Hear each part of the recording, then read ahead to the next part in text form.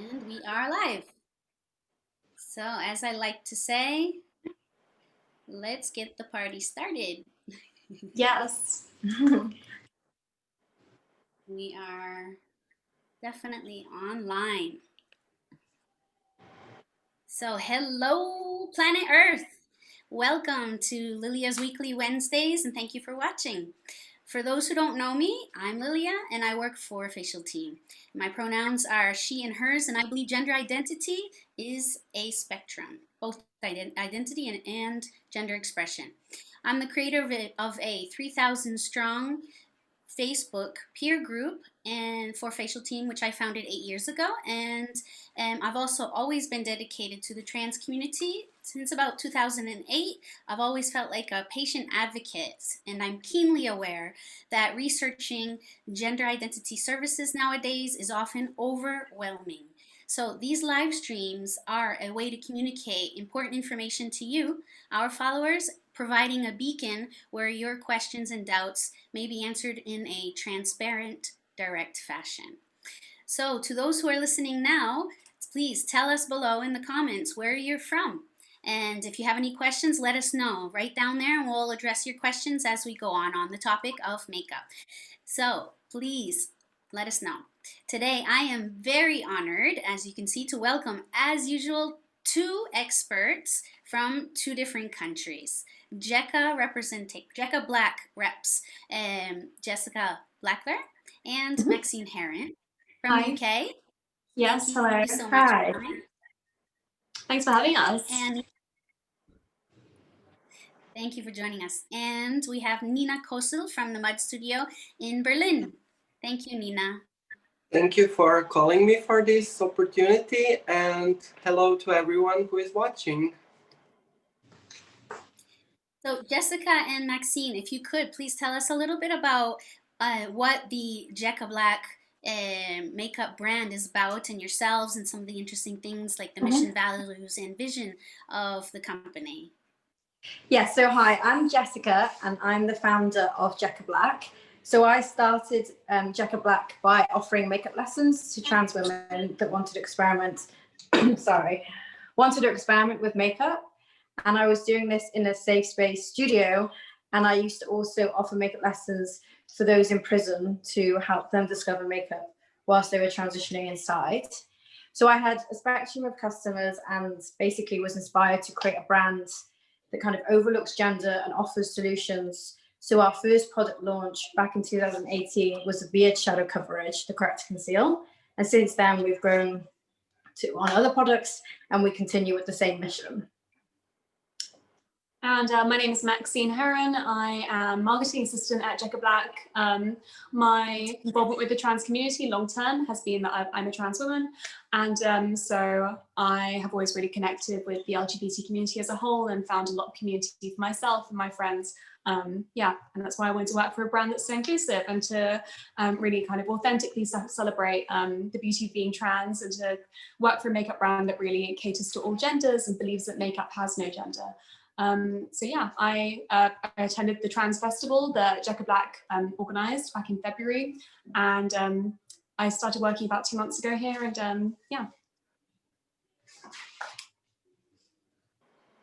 Fantastic. Thank you so much for joining us again today. And I'm really excited to learn a little bit more. We'll be talking about the event that you organized earlier this year for trans people, and also some really interesting videos you've been making. So thank you very much. And Nina Kozul of Berlin, can you tell us a little bit about your experience as a makeup artist and makeup instructor, as well as your particular personal experience as an FFS patient? Yes. So my name is Nina, and I use also pronouns she or her, and I'm also a trans woman, and I was also fortunate to be a Facial Team patient, so I've been through all this experience with them. I've been teaching for makeup designery school already for 6 years as a teacher, but I'm working as a makeup artist for already 15 years. And I have also a lot of experience with trans women, because also in Mud Studio Berlin, we recently started to offer lessons for the trans women community. So I'm personally teaching them how to correct certain things, specifically in the beginning of the transition, where we still have some problems with covering facial hair and things like that. But I also had some cases with patients that went through facial feminization surgery, so they need to know how to cover the bruises and certain things after the surgery. I don't Thank know you if so much, anyone Nina, knows, for but joining us yeah, today. yeah, thank you. I don't know if you know, but Makeup Designery is already brand for 20 years, and it's the biggest school in America for makeup artists. So I'm working with them already for 15 years. And very amazing. So, today's topic in general is knowing a little bit more about how to address your particular makeup challenges, and with some quick tips and also some help in relearning how to apply makeup after facial surgery when your contours have changed slightly. So, as a little bit of an icebreaker, Nina, would you let us know in the field, in the sector of makeup artistry and makeup instruction, how are you dealing with the current situation with COVID? Currently, we started to work 15th of May in the school because of all the restrictions, specifically in the makeup school. So our students are working with the masks and with the shields. So we really protect ourselves from other people. But unfortunately, because we are working on other faces, we really need to be careful about the disinfection and everything, which is actually the main point in our school, the cleanliness and disinfection. So we have really high standards, which is, I think, really important for everyone that starts to work as a makeup artist.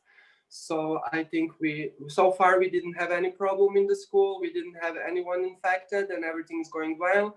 And actually, we gained 5 people during the Corona time, and they started with school, so we were really surprised that people still wants to come and learn makeup, which is amazing.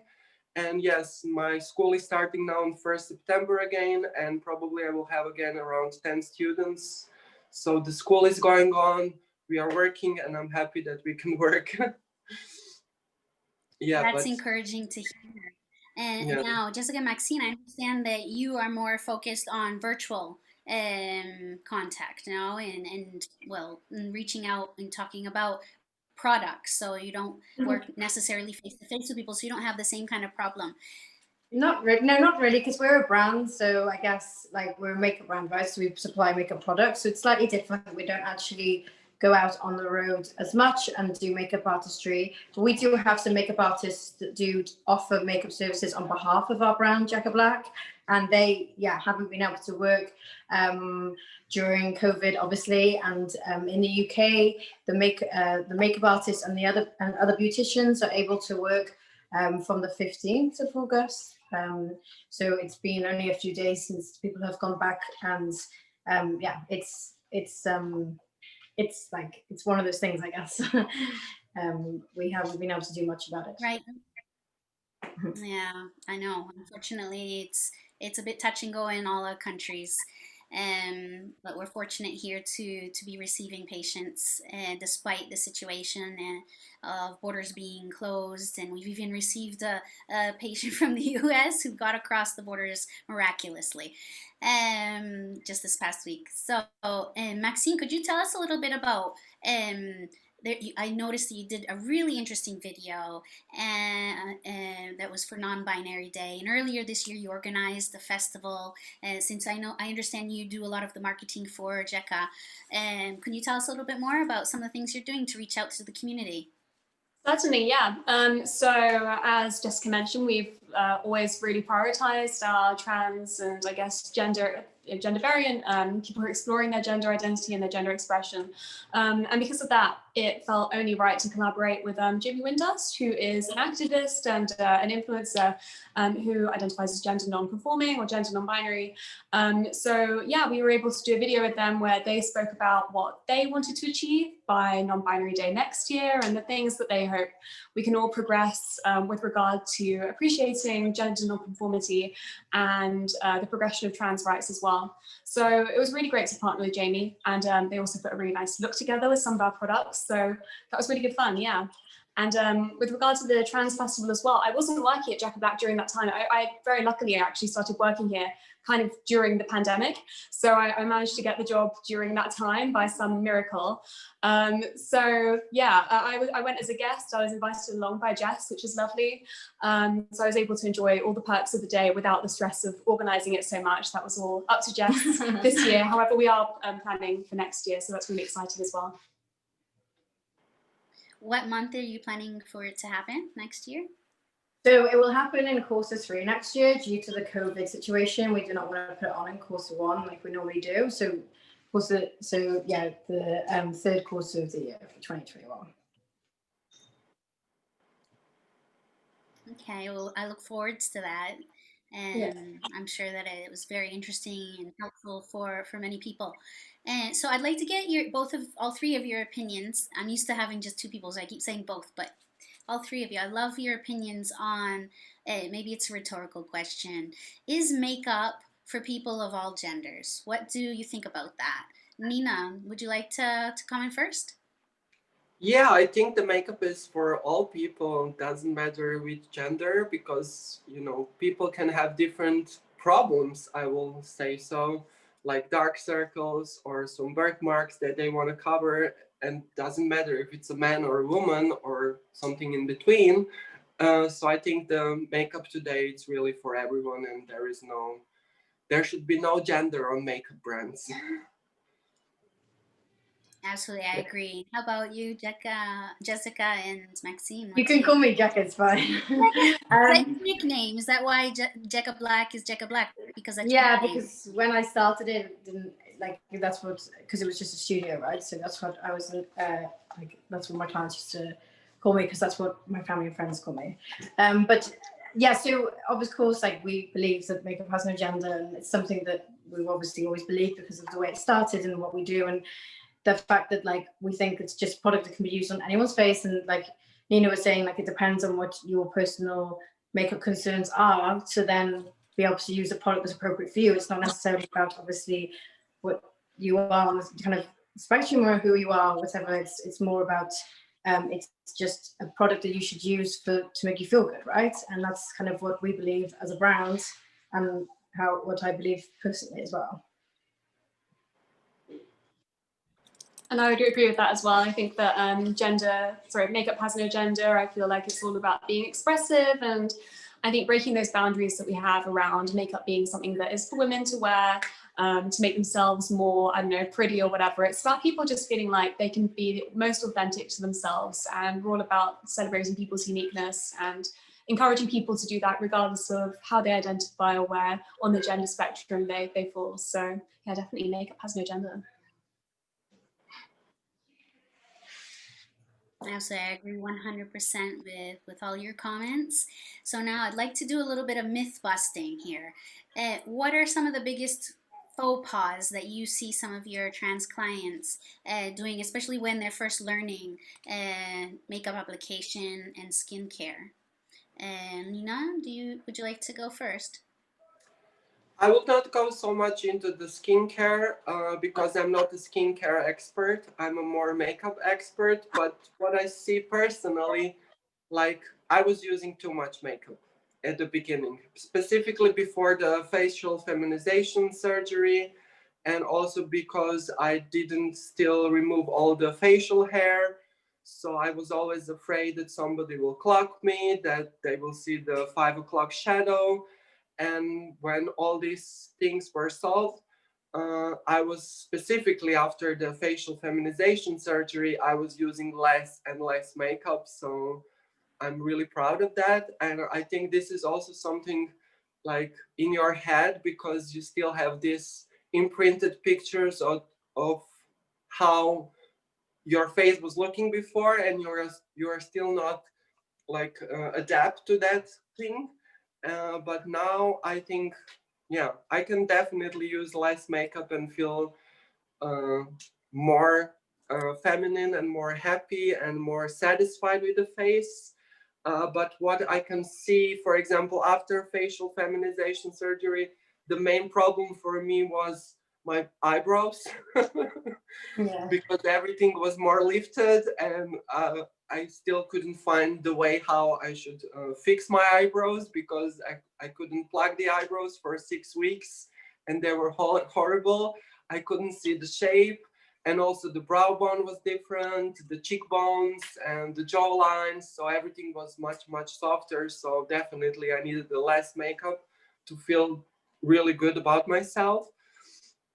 Yeah, so that's the main thing that I see with trans people. So I think sometimes less is more, because we just need to know how to enhance certain things that are already beautiful on ourselves. And this is the main point, actually. So I will say less is more. Yeah, we talked about this in the last live stream that I just did an hour ago, is that sometimes less is more applies to both in the realm of makeup and in the realm of surgery. I agree Um, with that, and I yeah. wanted to ask a quick question for you, Nina. In regards to the eyebrows you talked about, I heard somebody say one time that they had their eyebrows plucked completely, they waxed them off just before surgery, so that in the 6 weeks after, when they couldn't do any plucking, they were able to just paint them on. And what do you think of that solution?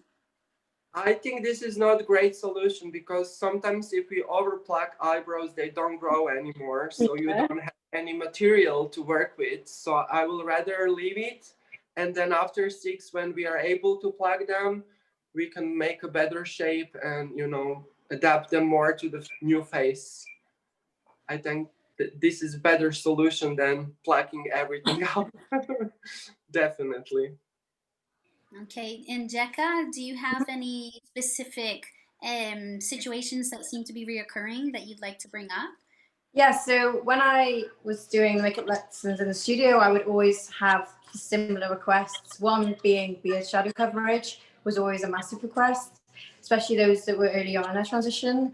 And then the other was contour, and how to contour for their selves and their face, because this is back, a few years ago. So there wasn't as much material online.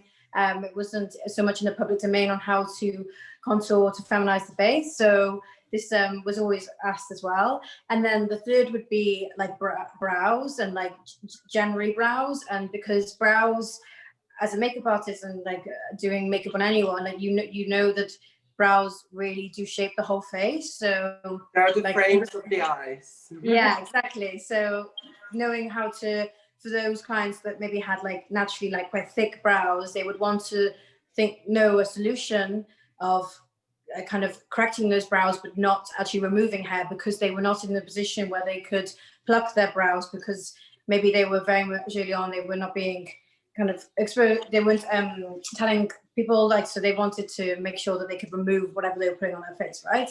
So these 3 requests are always the big requests, the main requests that I have from clients, and that's why we went on to build products that actually cater for these problems and offered solutions. So like I said before in the call, like the first product was to cover beard shadow, because that was always being asked, and people were using thick makeup, TV makeup, and theatrical makeup. And obviously I used to work in like TV, so I know that these products are designed for your face on an everyday use, and people didn't want to use such cakey makeup, because although it was covering it, it wasn't actually, it wasn't less is more, like they were almost making it stand out because it was so thick, right? So this is why we created the Corrector Conceal.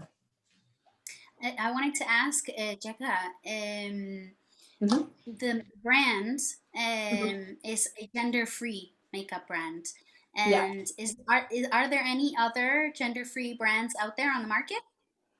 So there's a lot of makeup brands so that are trying to become unisex, and they have quite a different mission to us, because they are trying to target male makeup wearers. So this is quite a big market, especially here in the UK. I'm not sure about where you guys are based, but so there are people that are definitely understanding that it's not just cis women that wear makeup, right? So it's like lots of brands are discovering that. But actually our approach is not about being unisex. It's literally like about being gender free and like not necessarily even having the pinpoint of having different genders as customers, right? So we're a bit more fluid than that. So yeah, there are people kind of, there are brands out there, but we have a slightly different approach.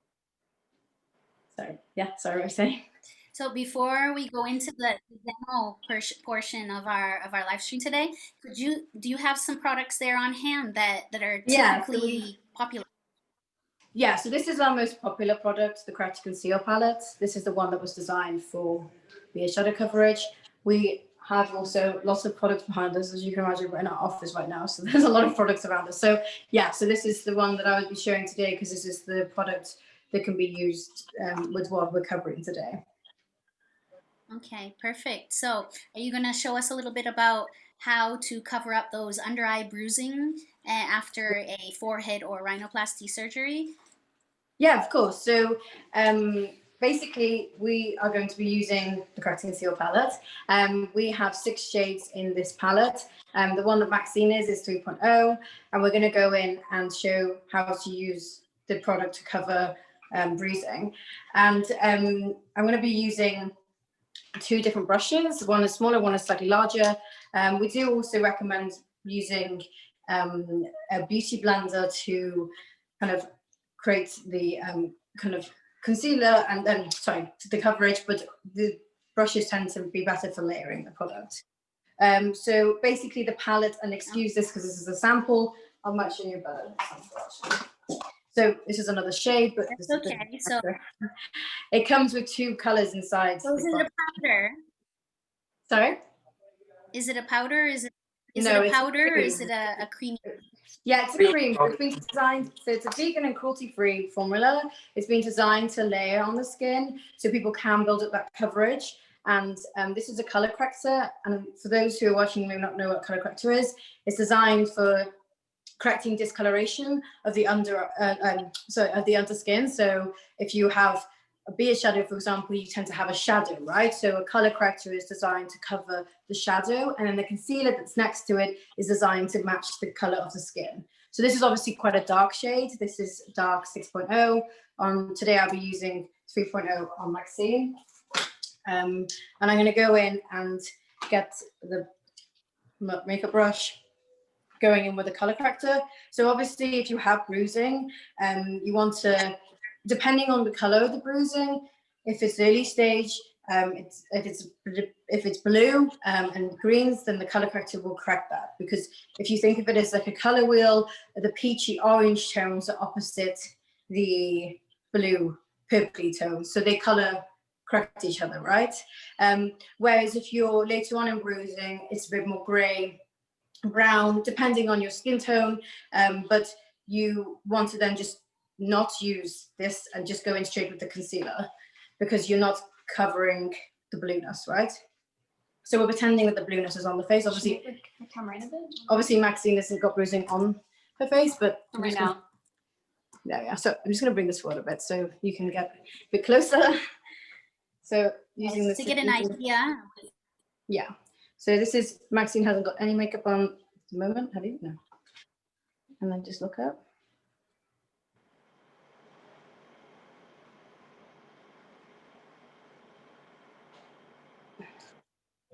So you would just apply it kind of all over the under eye area if you had bruising that was really bluey, and it would just blend nicely into the skin.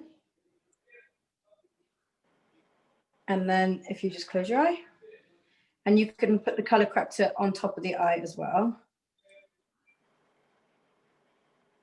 And so for those who are watching now, Jecca here of the makeup brand Jessica Blackler is applying a color corrector, and that will help to cover up those bruises that you may have after surgery. And in a minute, Nina Kozul here of Germany is going to be showing us how to cover up scars that you may have underneath the nose, which is a little bit more visible in the weeks after surgery because it's pink after rhinoplasty or after a lip lift.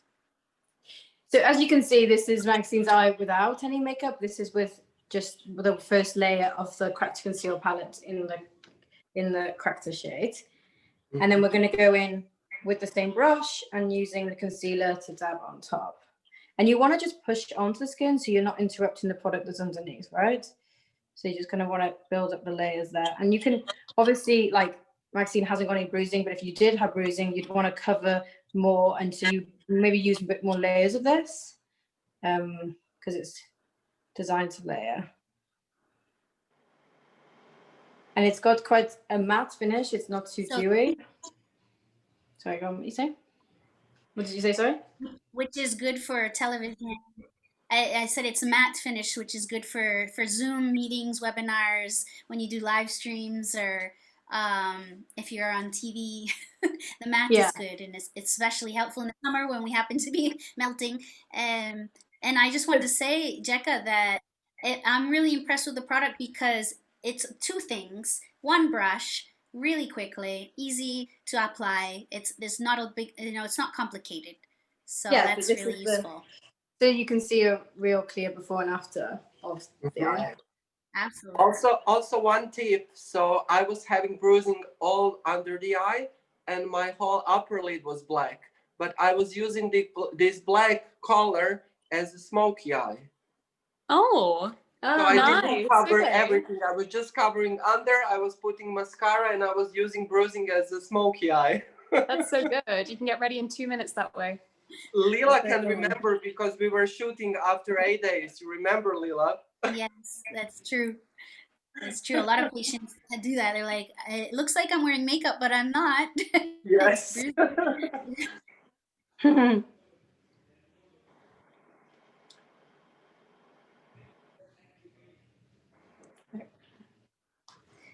Yeah, so it's really impressive, the difference. Yeah, it's really nice. I would like to try that product. Yeah. Absolutely. Yeah, and for those who are watching in the replay, you can rewind and see Maxine's face beforehand and now, and it's really quite remarkable. In just a few moments, Jecca has applied 2 products, one on top of the other, and it's really smoothed out the tone. Maxine doesn't have bruising, but we can imagine that it would have quite a good cover-up effect. We find it to be quite buildable as well. You could then go in with another base on top if you wanted to cover it with a little bit of foundation or whatever you do as a base, as long as you kind of stipple it onto the skin instead of really layering it all together to displace the product that's already there. Yeah, and I would just recommend using just a little bit of translucent powder just on top of it, just quickly. Did you conceal as well? Yeah.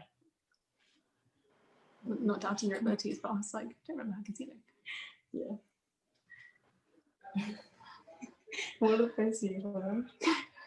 I'd just like to mention now that Maxine happens to be quite a model, a beautiful model, who has an Instagram channel which has amazing, gorgeous pictures of her and all the work that she's doing. Thank you so much. Thank you. Follow Maxine. What's your Instagram handle? Oh, thanks. My Instagram handle is at Maxine Heron, MaxineHeron. Yeah. Thanks. So that looks great. Thank you. So I'm gonna, my hair is white.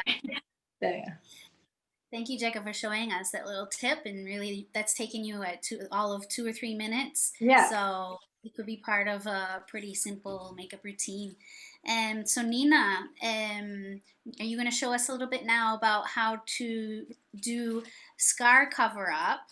Yes, first of all, I want to apologize because I don't have any of my brand products because I'm on holidays, so I'm trying not to use anything. But I have some concealers on hand that are not from my brand, but for under the nose scar, usually they are pink colors. So usually pink, it's more on the red side, so it should be something more greenish, but if it's not really red, you should not use a green concealer that actually neutralizes this redness. But if this redness is really, really strong, then I would recommend to use something with a green undertone in the concealer. And then after that, you can apply tiny layer of any foundation then that matches your skin tone, and then you can cover up. So I will rather recommend to use tiny bit. I usually put on the palm of my hand, on the back side. I will use small brush and I will really just dot it where you need it a little bit, and layering really will help to cover, because if you put just too much product at once, it will not blend nice, it will be more visible.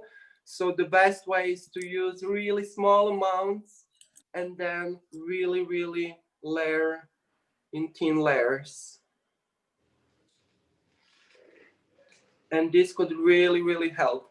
And also look that this concealer is really close to your skin tone, so that doesn't look whiter or darker, but that it matches your skin tone. Where is the scar? Around the scar, yeah? Just a quick tip. I didn't have any problem because the facial team did really great job, so you can't almost see anything. In my case, but that's really good. Yeah, but some people are scarring different, so it can be different for every situation. That's right, depending on the nose or the quality and thickness of the skin. Yeah, I didn't have lip lift, I just had rhinoplasty, so I just have a small scar really under the nose, which is really not visible at all. Yeah, and Dr. most Galinka patients, did the a good scar. job. Yes, he did, and most patients, the undernose scar is hidden in the crease, so Yes. you really have to, you know, show people Yeah, you need to in order for stretch them the to see it. skin. Yeah. It's just in those first couple of months after surgery, when the scar is still healing, when Yes. it may have a different color and show a little bit more until it flattens out and tones down. So thank you, Nina, for that little demo. They're both of the demos have been very quick, easy, useful. So I think it's very practical information for our followers. And I just wanted to let everybody know who's watching or doing the replay that today we did a back-to-back session with 2 different live streams.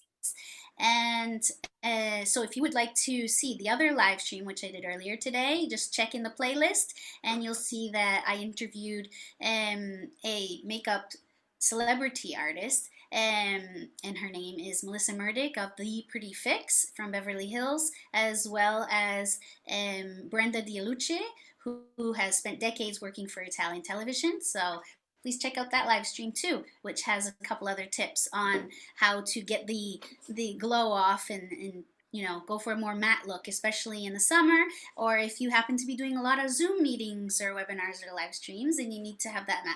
So that's why I'm looking pretty good, because in the live stream just before this, we did a little dusting here and there.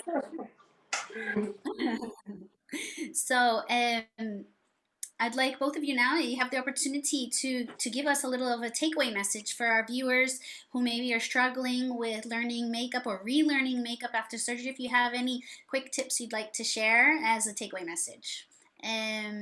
Maxine and Jecca, would you like to start off? Yeah, of course. So yeah, my tip would be like Nina said before, less is more for sure, and to learn your own face is really important. So by doing this, it's all about testing out colors, testing out shade range, testing out textures on your skin and seeing what works for you. And a lot of it will be trial and error, but that's just the journey of makeup, because it's one that's very bespoke to every face and everyone. But also don't forget to enjoy it, because it's all about being creative and expressing yourself. So people always asking, you know, these questions, and I always have to remind them there is no, as cliche as it sounds, there's no rules around makeup. You can do what you want, and you can wear as little or as much as you desire. So just have fun with it as well. And Maxine? I think I would say, yeah, I think practice kind of makes perfect. I think it's about having the confidence to. No one's born able to do makeup, so it's okay if you mess up a few times. If you learn, it's all a learning experience. You can never stop learning. There's always room to learn more about your own face, and that's part of the fun with learning how to do your makeup with time. So yeah, just practicing and using your own space as like a safe space to experiment. Even if you're not going anywhere, you should be able to just do what's going to make you feel the best, really, as much as you can. Thank you. Yeah, I also agree with both of you. I think the key is layering, good blending, and practice, practice, practice, because practice makes you perfect. My teacher was always telling that. And of course, it's a fun. Makeup is fun, so you can play with it. You can do whatever you want. And I also have one suggestion. So, because lots of people are asking me, oh, I want to learn how to do perfect eyeliner or eyeshadows. So the best time to practice these things it's at evening when you are anyway trying to remove your makeup. So it's the best practice. Yeah. You can do it at evening before you are putting your makeup off. So you can do whatever you want, wash it, and then next day you can try again something else. Absolutely, I completely agree. Yeah. And And if you so don't know anything about makeup, there is lots of YouTube tutorials. There is experts, there is schools, there is studios that offers workshops.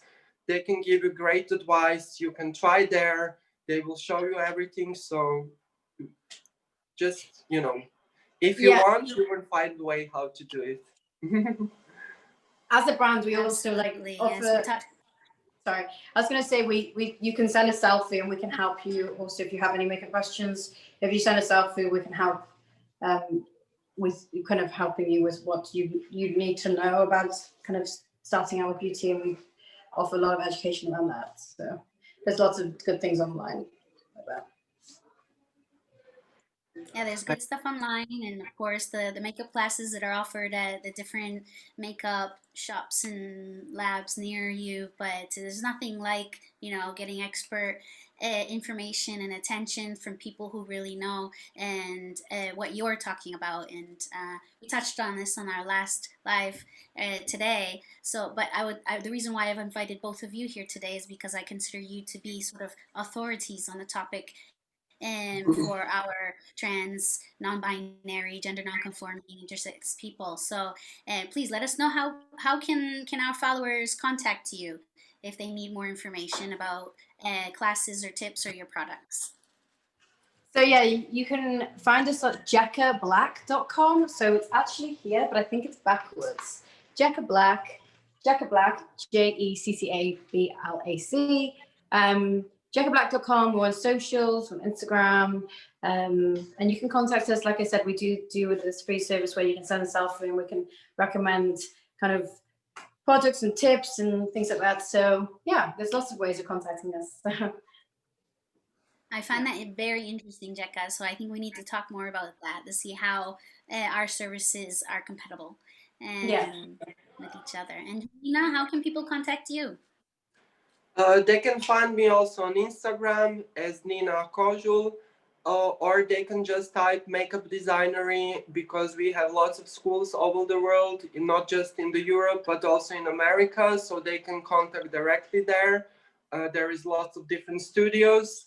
I also started a YouTube channel recently during the COVID time, and I'm planning to do some English videos, because they are only on creations now. But I'm planning to do also something about facial team as well, and facial feminization surgery. So people can follow me there. It's also Nina Kozul, so they can find me on YouTube as well. Great. But in future, I hope we can do also some collaboration. Maybe we can do some videos with patients with bruising, so we can really show up how to do it in real time, so they can learn how to do it. Yeah, I'm doing this live stream, both of the live streams today, on the topic of makeup, because we get asked about it all the time, and we're not experts in makeup. So I thought, well, we've got to do this now, and I think people are really going to enjoy watching these live streams. So thank you so much for your participation, taking the time out of your busy schedules and busy holidays to share this information with our followers, who I am convinced will find it useful, a useful reference, especially after surgery. So thank you again, Jecca. Thank you for having us. Take care. Thank you. Thank you, girls. Thank you so much. For anybody who's listening now, you can check the descriptions for links to the websites for Jessica Black and for Nina Kozul. Thank you for joining us, everybody here today who's watching. And if you're watching the replay, don't forget to follow our channel and to click like on this video if it's something that you want to hear more of. Let's give a hand to our guests. Please put claps in the comments so we know that you enjoyed this live stream and want more of this type of topic. And for the viewers, your input and lobbying are important. Keep talking to us and let us know what you want to hear. And more importantly, if you are an ally or a healthcare professional working with the LGBTIQ plus community, show your support now by sending messages to your MPs, to your legislators, tweet the powers that be, and do whatever you can to help charities like GLAAD in the US or Stonewall in the UK. And Nina, I'm not sure if is there a charity in Germany where you work from? I'm not sure about it. No. Well, I'm sure there are other charities like TGU that covers Europe. Please support them so that they continue their work to help protect the basic human rights for the people in our community so that they can access things like simple things like makeup, health care, and peeing.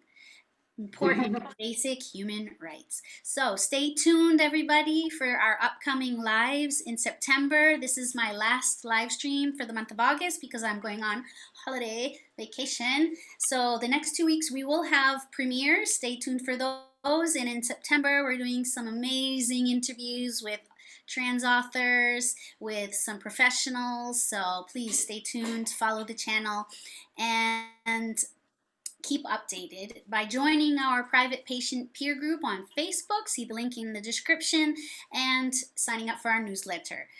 Stay safe.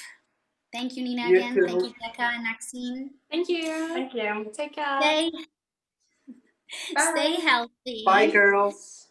And remember, your healthcare and happiness matter. Okay? Bye-bye, everybody.